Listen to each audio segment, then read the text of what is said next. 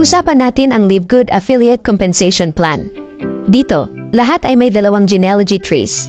Ito ang enroller tree at matrix tree.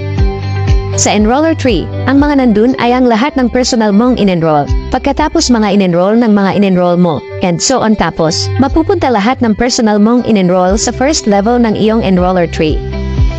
Bale sa iyong enroller tree, walang limitation sa dami ng mga tao sa bawat level. Let us say may 20 persons kang in-enroll. Ibig sabihin nun may 20 persons ka sa first level ng iyong enroller tree. Ang iyong enroller tree ay ginagamit para ma-determine ang tatlong bagay. Una, ang iyong rank. Kasi nakabase sa dami ng tao sa iyong enroller tree ang iyong rank. Pangalawa, ang iyong fast start bonuses. Habang kumataas ang rank mo, lumalalim naman ang pinagkukunan ng mga fast start bonuses mo hanggang makaabot sa ika-10th level sa iyong enroller tree. At pangatlo, ang iyong matching bonuses. Lahat ng in-enroll mo na nasa enroller tree mo ay kasama rin sa iyong matrix tree. Nandun rin ang mga tao na nailagay sa ilalim mo sa pamamagitan ng spillover. Sa matrix, bawat isang tao ay may dalawang frontline positions lamang. Kaya kapag halimbawa na puno yung dalawang spots na iyon ng mga taong iyong in-enroll o ng mga taong nailagay sa ilalim mo sa pamamagitan ng spillover galing sa mga tao sa taas mo sa matrix, automatic na yung mga susunod na in-enroll mo ay mapupunta na sa ilalim ng mga taong iyon. Hindi ito kagaya ng traditional na matrix compensation plans na nagpupuno from left to right. Sa Live Good, pinupuno muna ang lahat ng left side sa isang level, tapos yung right side naman. For example, ito yung second level mo. Tapos nag-enroll ka ng 4 na tao. Instead na mangyari ay 1, 2, 3, 4 at yung 2 tao lang ang tutulungan. Ganito ang ginagawa, 1, 2, 3, 4, gaya nito. Kaya lahat itong 4 na tao sa level na ito makakatanggap ng spillover. Bago punuin naman yung right side nila. Ngayon, makakatanggap ka ng 2.5% ng monthly subscription fee in your entire matrix. Regardless kung sino pa ang nag-enroll sa kanila as long as nasa matrix mo makaabot ito sa 12th to 15th level. Ito ay depende sa iyong rank. Bukod pa sa matrix, ang pinakamalaking bahagi ng compensation plan na ito ay ang mga matching bonuses. Ang bawat matrix check na natatanggap ng tao sa iyong enroller 3 team ay tinatapata ito para sa iyo ng Live Good every month. Ang maganda pa nito, makakatanggap ka ng 50% ng matrix check sa bawat personal na in-enroll mo kahit saan pa parte ng matrix mo sila mapunta. Kaya, halimbawa, may in-enroll kang mga tao, tapos kikita ka sa kanila sa iyong matrix at sa mga tao nasa ilalim nila. Bukod pa doon, babayaran ka ulit ng Live Good. Ito yung 50% ng matrix check nila. Para mas malinaw, halimbawa, kumikita sila tigwa $1,000 a month sa matrix nila, bibigyan ka ng 50% ng tinanggap nila. Bale, makakatanggap ka ng tigpa $500 match sa kada tao. Hindi pa kasama dun yung matrix commission mo. Kung may in-enroll ka naman na 10 tao at bawat isa sa kanila ay kumita ng $400 sa matrix nila, makakatanggap ka ng tagto $200 match sa bawat isa sa kanila. At simula pa lang yan. Pag naabot mo na ang silver rank, qualified ka na sa matching bonus. Ang matching bonuses ay kino-compute kung saan siya nakalagay sa iyong enroller tree. Pero binabayaran ka kung saan nakalagay siya sa matrix mo. Nakakarito ba? Di bale, malilinawan ka rin yan maya-maya. Ganito yon. Una, lahat ng in-enroll mo ay ilalagay yan sa enroller tree mo. Kaya halimbawa nag-enroll ka ng 10 tao, ibig sabihin nun ay may 10 kang legs sa enroller tree. Ang matching bonuses naman ay kino-compute base sa bawat isang leg. Ganito naman yon. Sabihin natin naging platinum ka, ibig sabihin non-qualified ka na makatanggap ng bayad mula sa 2 generations of silver rank affiliates, 3 generations of gold ranks affiliates, and 4 generations of platinum rank affiliates. Gamitin natin yung halimbawang ibinigay kanina na 10 legs sa enroller tree.